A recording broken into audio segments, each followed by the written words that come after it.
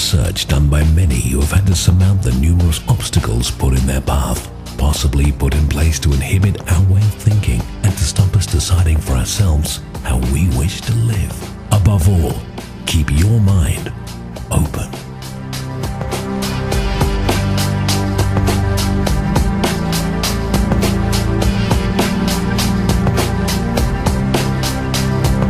This is the era of hyper-tech espionage, encrypted emails and mind-boggling cryptography, but you can still hear a very old-fashioned form of espionage on shortwave radio.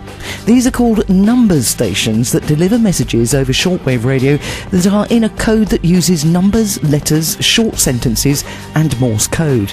There is a small community of aficionados who believe messages like this are a throwback to the era of Cold War espionage. At the apex of the Cold War, radio lovers across the globe started to notice bizarre broadcasts on the airwaves. Starting with a weird melody or the sound of several beeps, these transmissions might be followed by the unnerving sound of a strange woman's voice counting in German or a creepy voice of a child reciting letters in English.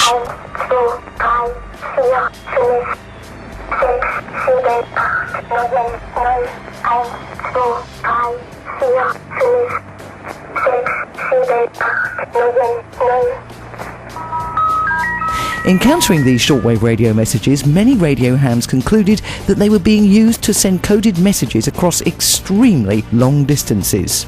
Question is, can you solve the mystery of UVB-76? This is just such a radio station and has buzzed every second since the 1970s, but no one knows why. The buzzer is a shortwave radio station of unknown origin. Although its noise has changed slightly over the last 40 years, it has always involved some form of regular buzzing, interrupted by a voice on rare occasions, seemingly reading out a message. The noise rings out on a frequency of 4625 kHz, which anyone is able to listen in on, including online at one of several live streams. For years, the transmission seemed to originate from a town very close to Moscow, but in September 2010, the location changed. Now it's believed to be in Western Russia. Ryan Schaum, an engineering student from Pittsburgh, said he first became interested in the buzzer a little over a year ago. I first saw it when it was on YouTube video and became fascinated with its mystery, he said, but he admits he hasn't attempted to crack the code yet, saying these messages cannot be decoded by anyone who they do not intend them to be for.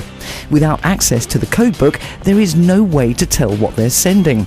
Despite the fact that anyone being able to listen to the station, depending on their radio coverage where they're in the world, the code used is a complete mystery. There is no perceptible shift in the pattern of the buzzing and no indication that a voice message is imminent. The buzzer is a legend. Many odd stories have been told about it. 60-year-old freelance radio monitor Arie Boender from Holland said, in the past it was said that it was a remote control station belonging to the Chernobyl nuclear power plant.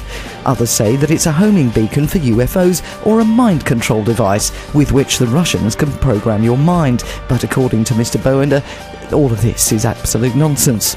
There is some disagreement on the source of the buzzing though, whether it's a physical buzzer placed next to a microphone or an electronical signal. It is known that the voice that speaks on the radio is live, leading some to believe the actual buzzer is located in a basement somewhere with a microphone nearby. On extremely rare occasions, voices have been heard talking in the background of the buzzer.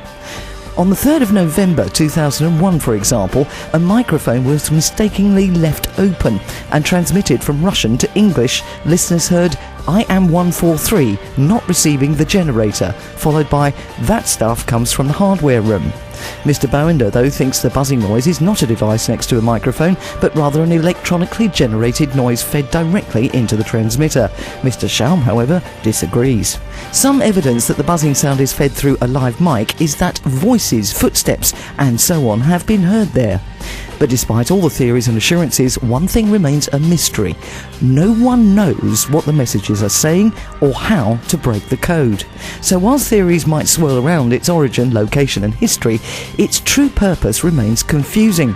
Whether this is really a Russian military station to communicate with a global network of spies, a scientific research station, or simply a hoax may never be solved. But what is known is that for 4 decades, someone somewhere has approached a microphone phone and uttered a series of numbers and letters. Whilst no government in the world has ever laid claim to the use of number stations, there is a school of thought that this station in particular could be an old Soviet dead man's handle that triggers a nuclear attack on the West when or if it were to stop buzzing.